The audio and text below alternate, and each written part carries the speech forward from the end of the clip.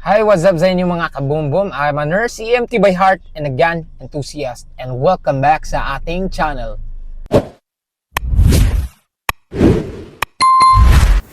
Are you ready? Stand by. Yun, for today's video, tayo ay susubukan natin ang pickleball. Subukan natin ang pickleball, guys. First time natin maglaro ng pickleball and tignan natin kung maganda ba ang trend na ito. So, samahan nyo ako.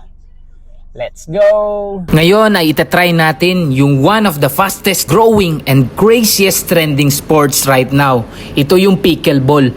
So I've never played this before. So today, we're going from zero experience to actually playing a real game. Let's see if masosurvive ba natin itong game na ito. So halika kayo at sabayan nyo po ako papunta sa ating destination. At touchdown tayo sa ating area. Ito ang Dink and Dunk. So halika kayo at subukan natin kung ano ang meron dito sa loob, and ito ay located sa may Tumaga Putek Road. And before we jump in, kailangan natin ng safety. So magwa-warm up muna tayo because hindi natin gusto na magkaroon tayo ng injury sa day 1 pa lang. Gawa tayo ng arm circles, leg stretches, and konting mga jogging. Pickleball might look chill, but trust me, you'll be moving a lot. Kasabay ng ating warm-up and stretching ay meron tayong quick orientation by Coach Christian Ray. So this is the pickleball court, smaller than the tennis, but don't be fooled. Yung kanyang paddle ay solid, no strings. Yung kanyang ball naman ay plastic with holes. And this area here, saan kami nagdi-drills ay yung tawag ng kitchen. Hindi siya for cooking, but this is where rules get serious. Ngayon ay sinusubukan namin yung drills. Ang tawag dito ay dinking. Yan. Kailangan makontrol nyo po yung kanyang pagtapon ng paddle, paghawak ng paddle.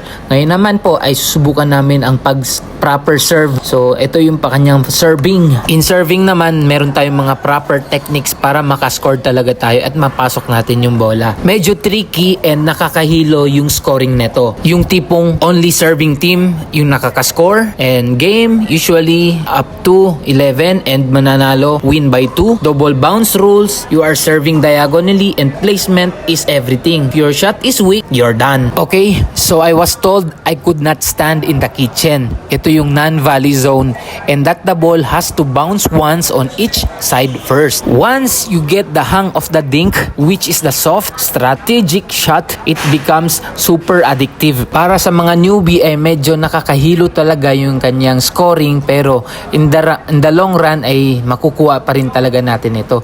So halika kayo at susubukan natin ang ating first game. Defense muna natin. So always ang tip lagi is always aim for the back of the court.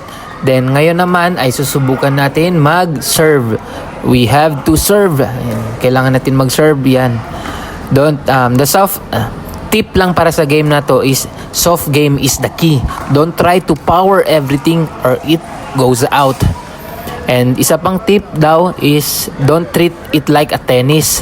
Use a light grip. So hindi siya parang tennis talaga. So ito ay smooth lang and napaka-chill lang na laro. So napakaganda niya and enjoy talaga kami. Ka-teammate ko pala is yung coach namin. Siya yung nagyaya sa amin na mag-play ng pickleball at napaka-enjoy. Na-enjoy at nagustuhan ko itong laro na ito. Kaya nag-check out na rin tayo ng paddle natin. Okay, real talk tayo. Pickleball is really fun. Like, seriously, napaka-addictive niya. Beginner friendly, great workout, competitive but fun. And I thought it was easy, but it is not actually a mix of strategy, speed, and control. Grabe talaga ang pawis ko dito. I thought this was going to be a casual walk in the park, pero grabing workout ito. And if you guys want more sports content like this, hit that like button, subscribe, and comment down below should I play this again or challenge someone next time. Goodbye!